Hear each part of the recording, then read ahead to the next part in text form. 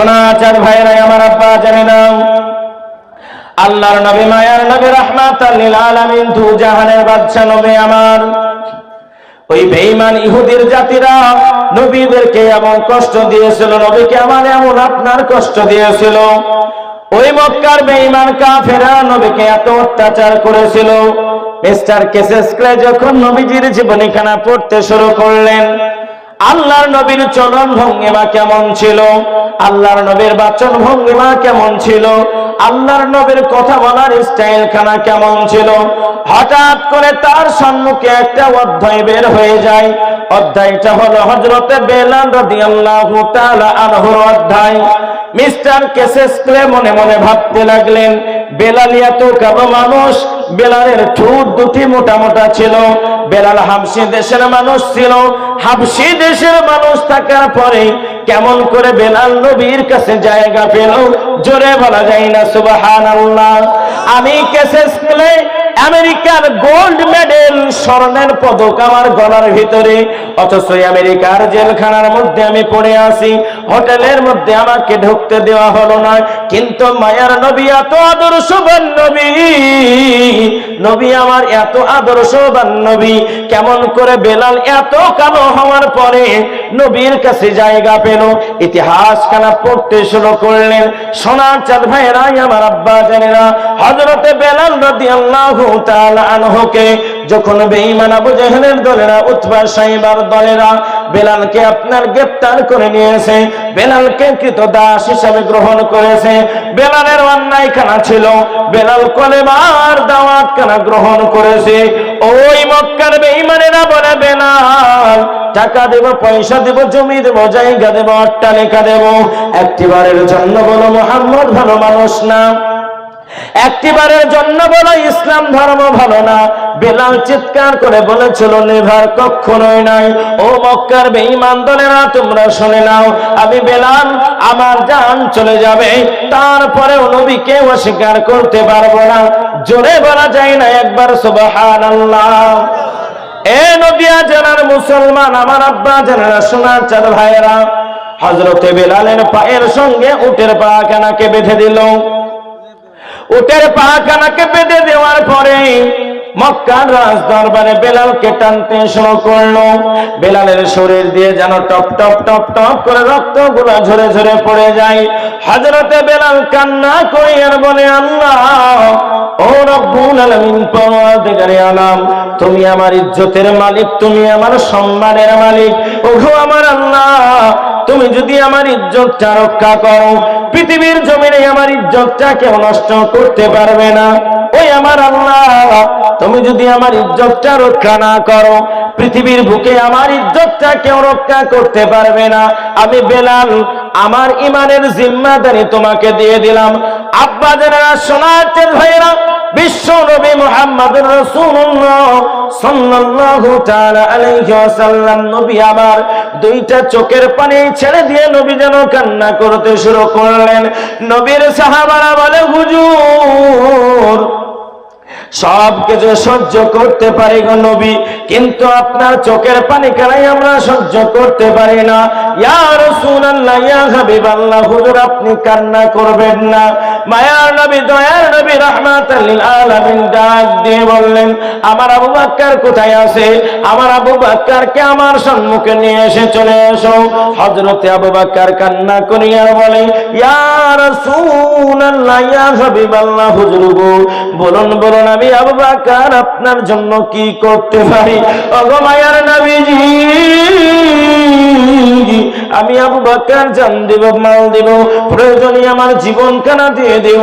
ইয়া রাসূলুল্লাহ, ইয়া হাবিবাল্লাহ, হুজুর গো, বলুন বলুন, আপনার জন্য কি করতে পারি? আল্লাহর নবী ডাক দিয়ে বললেন, ওই আবু বকর, আমার বেলালকে আমার সম্মুখে নিয়ে আসো। মিস্টার কেসেস ক্লে জেলখানার ভিতরে হযরতে বেলালের জীবনী কেন পড়তে শুরু করেছে। তিনি লক্ষ্য করলেন হযরতে আবু বকর ওই আপনার বেঈমানদের কাছে গিয়ে বললেন, ও মক্কার বেঈমানেরা, আমি আবু বকর তোমার সম্মুখে আছি, টাকা পয়সা জমি জায়গা যা চাইবে তাই দেব, একটিবারের জন্য তোমরা বেলালকে আজাদ করে দাও। কিন্তু আমার আব্বা জানেরা, না না না, মক্কার বেঈমানরা বলল, আবু বকর রে, টাকা লাগবে না, পয়সা লাগবে না, জমি জায়গা অট্টালিকা লাগবে না, ওই বেলালকে আমরা কখনো আজাদ করব না। জোরে বলা যায় না সুবহানাল্লাহ, নারে তাকবীর। হযরত আবু বকর বললেন, ভাই কত টাকা নিতে রাজি আছো তুমি বলো, একটিবারের জন্য বেলালকে ছেড়ে দাও। বেঈমানেরা বলল যে না, কখনোই বেলালকে ছাড়ব না। হযরত আবু বকর সিদ্দিক দুই চোখের পানিখানা ছেড়ে দিয়ে কান্না করতে শুরু করলেন। মক্কার বেঈমানরা বলে, আবু বকর কান্না করো কেন, কান্না করো কেন? এই আবু বকর, তোমার কান্নার কারণটা কি জানিয়ে দাও।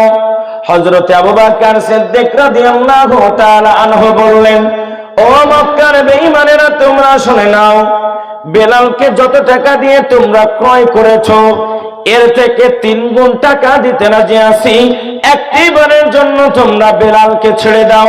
আব্বা জানেরা, সোনার চাঁদ ভাইরা, মক্কার বেঈমানরা বলল, সামান্য কৃতদাসের জন্য 3 গুণ যদি আমরা পয়সা পাই, তাহলে আমাদের বিক্রয় করতে কোনো অসুবিধা হবে না।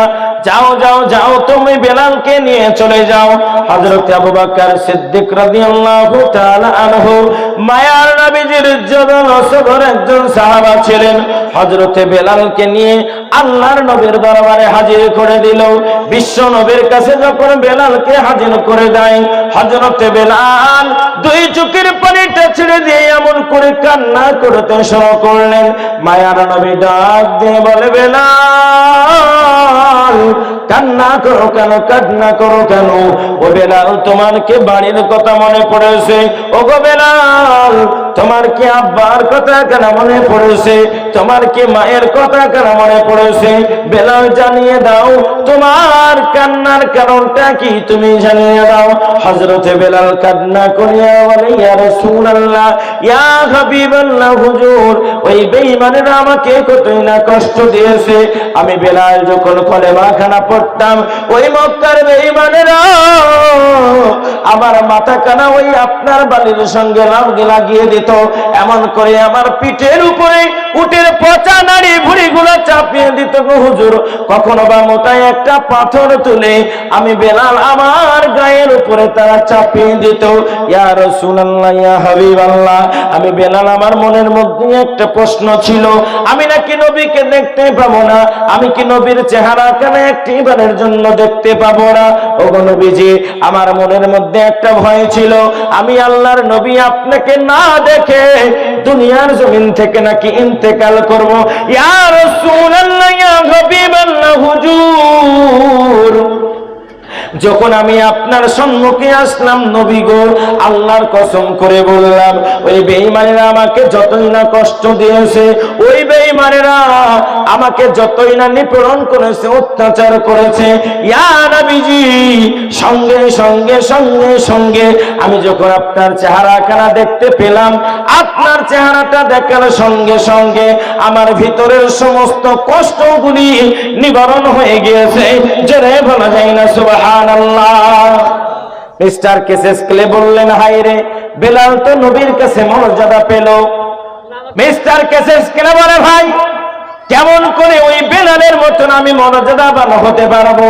আমি আর খ্রিস্টান ধর্মের মধ্যে থাকবো না, একটিবারের জন্য আমাকে পড়ে নাও কলেমা লা ইলাহা ইল্লাল্লাহু মুহাম্মাদুর রাসূলুল্লাহ, আমাকে একটিবারের জন্য পড়িয়ে নাও। সঙ্গে সঙ্গে কেসেস ক্লে কলেমা পড়ে মুসলমান হয়ে গেলেন। জোরে বলা যায় না সুবহানাল্লাহ। আমার আব্বা জানেরা, সোনার চাঁদ ভাইরা, এমন করে শুধু কেসেস ক্লে নয়, সারা পৃথিবীর বুকে মানুষেরা ইসলামের আদর্শটাই তারা আদর্শিত হয়েছে। ইসলাম কাউকে জোরপূর্বক ভাবে মুসলমান করেনি। মুসলমানরা কখনো সন্ত্রাসবাদী হতে পারে না। এই জন্য বলবো আমার আব্বা যারা সোনার চাঁদ ভাইরা, আজকে যে আল্লাহ আপনাকে তৈরি করলেন, সৃজন করলেন, যে আল্লাহ রব্বুল আলামিন আপনাকে দুনিয়ার জমিনে অসংখ্য নিয়ামত দান করলেন, আজকে দুনিয়ার বুকে আপনি ওই আল্লাহকে ভুলে গেলেন, ওই আল্লাহর নীতিখানা ভুলে গেলেন, ওই আল্লাহর বিধানখানা আপনি কেমন করে ভুলে যেতে পারলেন? অথচ আল্লাহর নবীজি জানিয়ে দিলেন, আমার উম্মতের মধ্যে সব থেকে মর্যাদাপূর্ণ উম্মত হবে তারা যারা আল্লাহর বিধানটাকে মেনে চলবে। জোরে বলা যায় না সুবহানাল্লাহ? নারে তাকবীর। সোনার চাঁদ ভাইয়েরা, আমার আব্বা জানেরা, আমার আল্লাহ তাআলা ডাক দিয়ে কোরআনের মধ্যে বলে, ইয়া আইয়ুহাল ইনসান, ও আমার আদরের গোলাম মানব সকলেরা, মা গররাকা বিরাব্বিকাল কারীম, দুনিয়ার কি এমন জিনিস তুমি পেলে, দুনিয়ার কি এমন মোহ তুমি পেলে, দুনিয়ার কি এমন ভালোবাসা তুমি পেলে, যার জন্য আমি আল্লাহ রাব্বুল আলামিন আমাকে তোমরা ভুলে গেলে? একবার চিন্তা করো, ফালয়ানজুরিল ইনসান, ও মানুষেরা তোমরা একবার তাকাও, একবার ভাবো, একবার নিজের গঠনের দিকে তোমরা তাকাও। মিম্মা খলিক, কেমন করে আমি আল্লাহ তোমাকে বানালাম। এমন একটা সময় ছিল যেই সময় তোমার কোনো নাম ছিল না, যেই সময় তোমার কোনো নিশানি ছিল না, দুনিয়ার মানুষ তোমাকে কেউ চিনত না, তোমার দুনিয়ার বুকে কোনো পরিচয় ছিল না। আমি তোমার আল্লাহ, আমি তোমাকে যত ভালোবাসি, পৃথিবীর বুকে তোমাকে কেউ এত ভালোবাসতে পারে না। আল্লাহর কোরআন জানিয়ে দেয়, হাল আতা আলাল ইনসানি হিনুম মিনাদ দাহরি লাম ইয়াকুন শাইয়াম মাযকুরা। ও দুনিয়ার মানুষেরা, ওই সময়ের চিন্তা করো যে সময় তোমার কোনো নাম ছিল না, যে সময় তোমার কোনো নিশানি ছিল না। ইন্না খলাকনাল ইনসান, আমি আল্লাহ মানব জাতি তোমাকে বানালাম। জোরে বলা যায় না সুবহানাল্লাহ? আল্লাহ বলে, বান্দা আমি তোমাকে বানালাম। কি থেকে বানালাম? ইন্না খলাকনাল ইনসান, আমি আল্লাহ মানব জাতি তোমাকে বানালাম মিন নুতফাতিন আমসাজ, সামান্য পরিমাণ এক ফোঁটা নাপাক পবিত্র পানির দ্বারাতে বান্দা আমি আল্লাহ তোমাকে বানালাম। তোমার আব্বা মায়ের মিলনের মাধ্যম দিয়ে আমি আল্লাহ রব্বুল আলামিন এক ফোঁটা নাপাক পানি তোমার মায়ের পেটের মধ্যে যখন ফেলে দিলাম, এ বান্দা তুমি জানো না, ওই নাপাক পানি কানা যদি তোমার কাপড়ের মধ্যে লেগে যায়, একবার নয় দুইবার নয় রে বান্দা, কমপক্ষে ওই নাপাক পানি কানাকে 3 বার ধৌত করতে হয়। ওই নাপাক পানিটা যদি তোমার দেহের মধ্যে লেগে যায়, যদি তুমি সেটা পরিষ্কার না করো, তোমার নামাজ হবে না। আমি আল্লাহ রাব্বুল আলামিন ওই রকম নাপাক পানি থেকে তোমাকে তৈরি করলাম। কিসের টাকা, কিসের পয়সা, কিসের বাড়ি, কিসের গাড়ি, বান্দা তোমার কিসের অট্টালিকা তুমি জানো না। ওই নাপাক পানি খানা তোমার মায়ের পেটের মধ্যে যখন চলে গেল, আমি তোমার আল্লাহ, আমি তোমাকে যত ভালোবাসি, পৃথিবীর বুকে তোমাকে কেউ এত ভালোবাসতে পারে না। আমি আল্লাহ রাব্বুল আলামিন ওই এক ফোঁটা নাপাক পানিকে আস্তে আস্তে আলাকাতান, রক্তে পিণ্ডতে পরিণত করে দিলাম।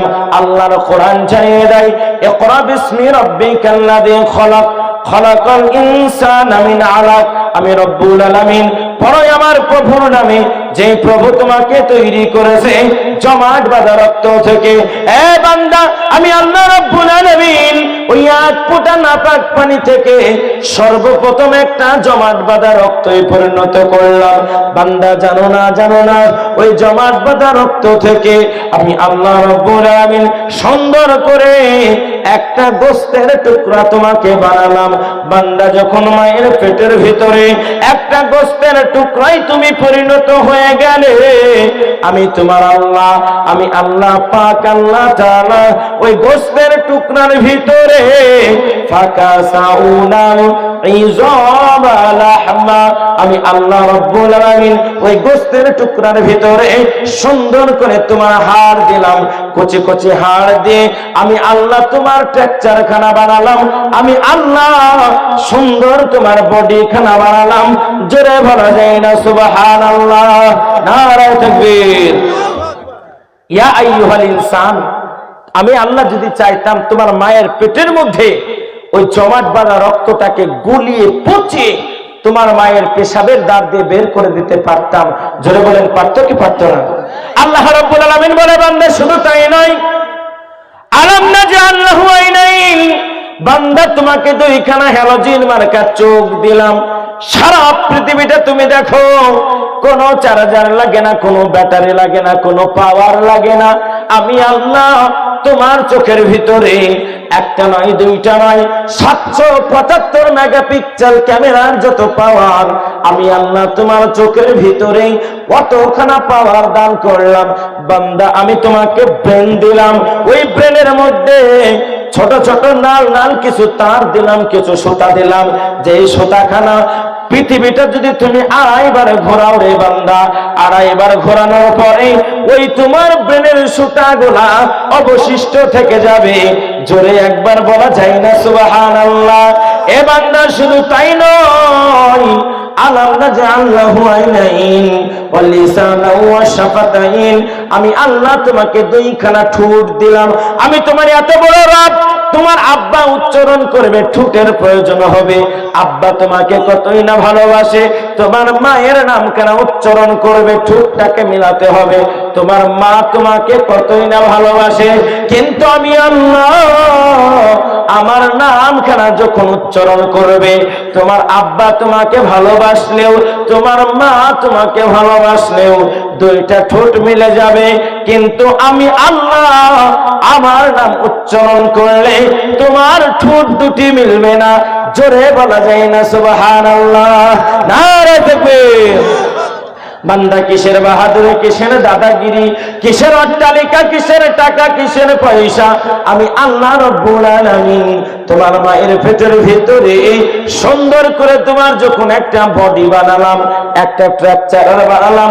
তাফসীরের মধ্যে বর্ণিত আছে, রে আমার বাবা, আমার আল্লাহ যখন আদম নবী পয়গম্বরকে বানালেন, ফেরেশতাদেরকে ডাক দিয়ে বলে, ফেরেশতারা তোমরা আদমের চেহারা খানা বানাও, আদমের হাত খানা বানাও। ফেরেশতারা আদমের হাত খানা বানালেন, বলে ফেরেশতা আদমের পা খানা বানাও। ফেরেশতারা আদমের পা খানা বানালেন, আদমের বডি খানা বানাও। ফেরেশতারা আদমের বডি খানা বানালেন, কিন্তু ফেরেশতারা আদমের চেহারা খানা বানালেন না।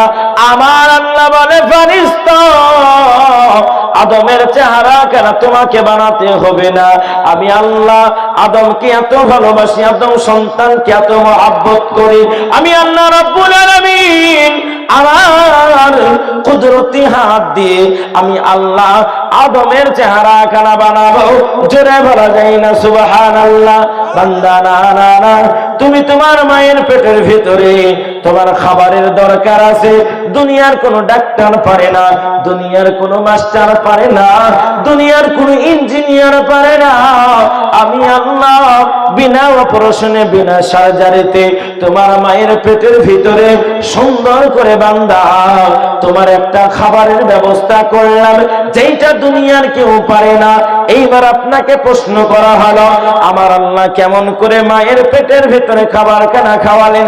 আল্লাহ বলে, বান্দা শোনো, আমি রব্বুল আলামিন তোমার মায়ের পেটের সঙ্গে তোমার নাড়িখানা জয়েন করে দিলাম। বান্দা তোমার নাড়িটা যখন জয়েন করে দেওয়া হলো, আমি আল্লাহ তোমার মায়ের নাপাক রক্তখানা বন্ধ করে দিলাম।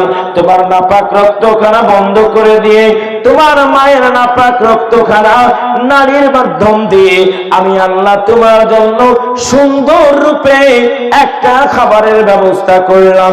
একবার মহাব্বতের সাথে বলা যায় না সুবহানাল্লাহ? এই জন্য মায়ের নবী যে বলে, ও মা জান্নাতুকা ও মা নারুকা, আল্লাহর নবী ডাক দিয়ে বললেন, এই দুনিয়ার মুসলমান, তোমার মা তোমার জন্য জান্নাত হবে, তোমার মা তোমার জন্য জাহান্নাম হবে। আল্লাহর নবীর সাহাবারা বলল, হুজুর গো, কেমন করে আমার মা আমার জন্য জান্নাত হবে, আর কেমন করে আমার জনম দুঃখিনী মা আমার জন্য জাহান্নামে পরিণত হবে? আল্লাহর নবীজি বললেন, তুমি যদি তোমার মায়ের সেবা করো, তোমার মা তোমার জন্য জান্নাতের টুকরায় পরিণত হবে। একজন সাহাবা বলে, হুজুর আমার মনের মধ্যে কত আশা, আমি জিহাদের ময়দানে যাব, জিহাদের ময়দানে গিয়ে নিজেকে শহীদ করে দেব। ইয়া রাসূলুল্লাহ, ইয়া হাবিবাল্লাহ, হুজুর গো, আমাকে একটি বারের জন্য আপনি অনুমতি দান করেন। আল্লাহর নবী বললেন, ও নবীর সাহাবা, তোমার কি জনম দুঃখিনী মা বেঁচে আছে? সাহাবা বলে, ইয়া রাসূলুল্লাহ, ইয়া হাবিবাল্লাহ, হুজুর গো, আমার মা দুনিয়ার জমিনে জীবিত আছে।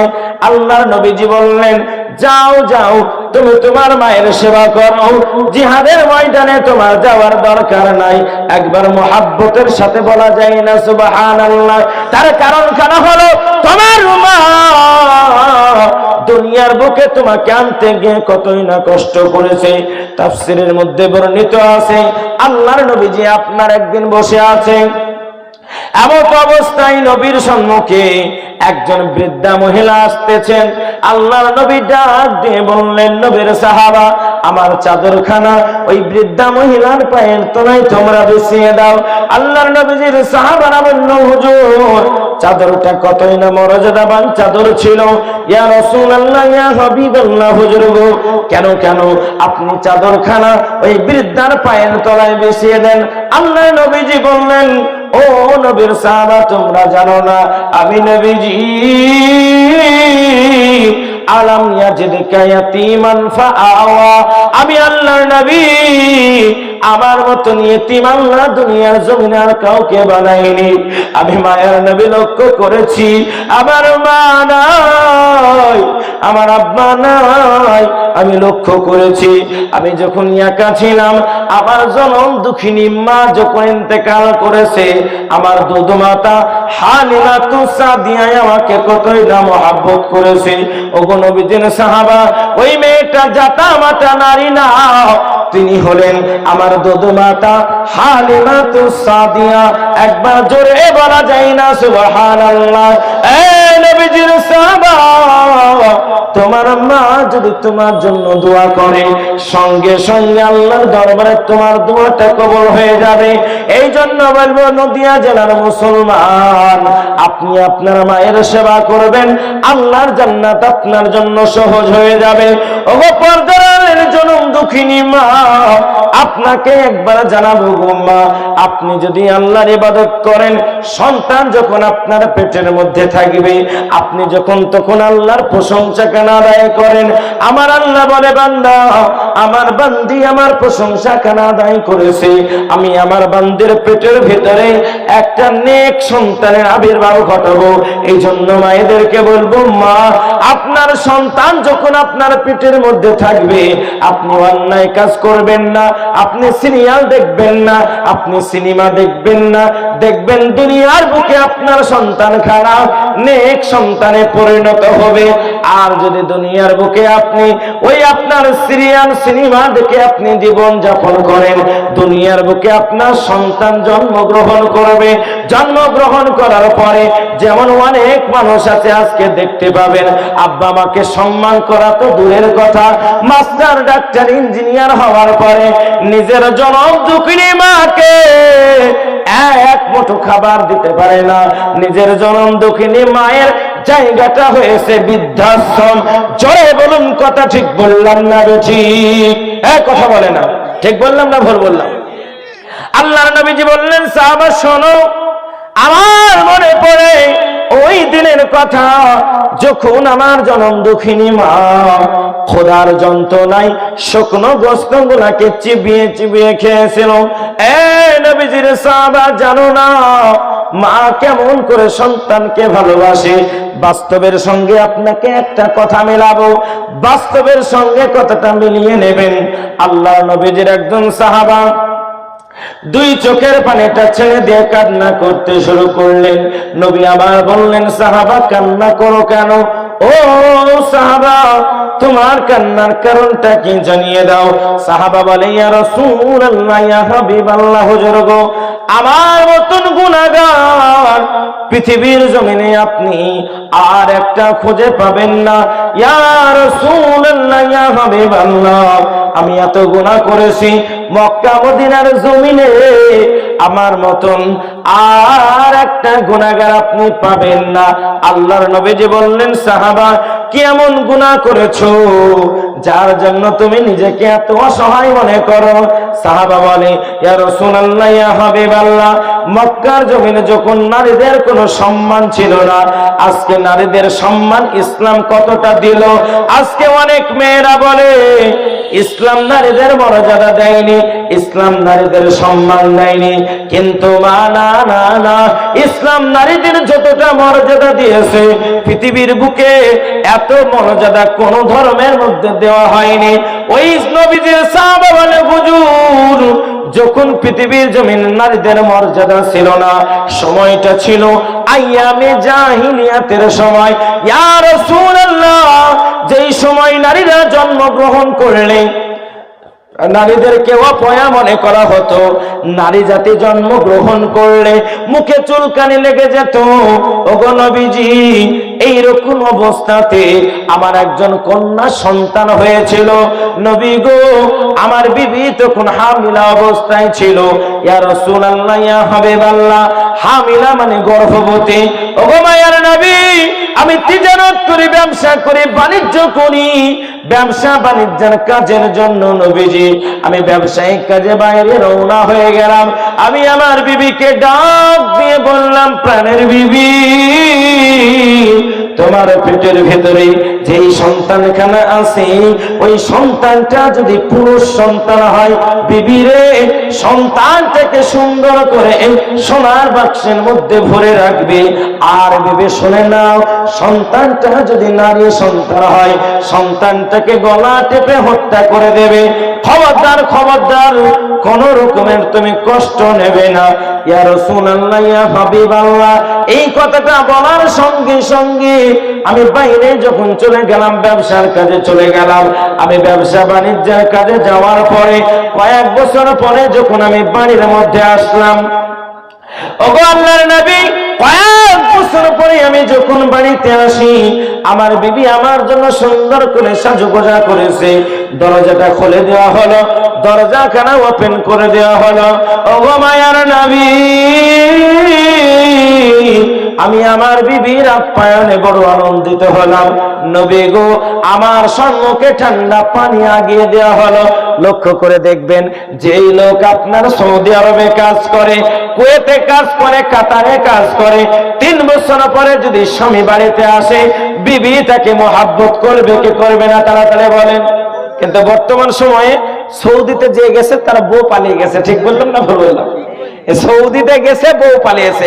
কিন্তু নবীর সাহাবা বলে, হুজুর, এমত অবস্থাতে আমি আমার বিবিকে ডাক দিয়ে বললাম, বিবি, প্রাণের বিবি গো, মনের মধ্যে কষ্ট নিও না, দুঃখ নিও না।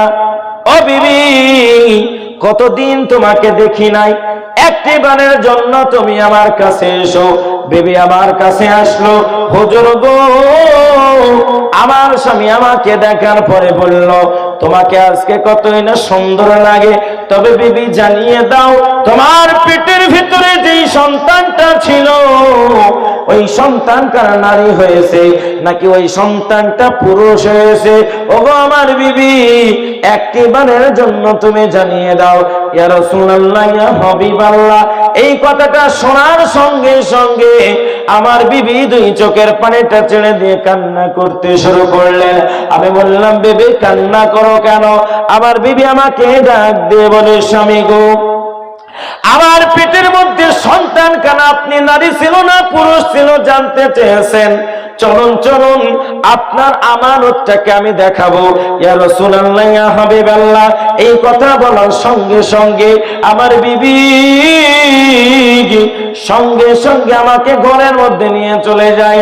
ওগো নবীজি, আমি লক্ষ্য করলাম, আমি দেখতে পেলাম আমার ঘরের ভিতরে যে সন্তানটা রয়েছে, আল্লাহি আল্লাহর কসম করে জানালাম গো হুজুর, এত সুন্দর চেহারা, আমি তার চেহারাটা দেখে মুগ্ধ হয়ে গেলাম, আমি পাগল দেওয়ানা হয়ে গেলাম।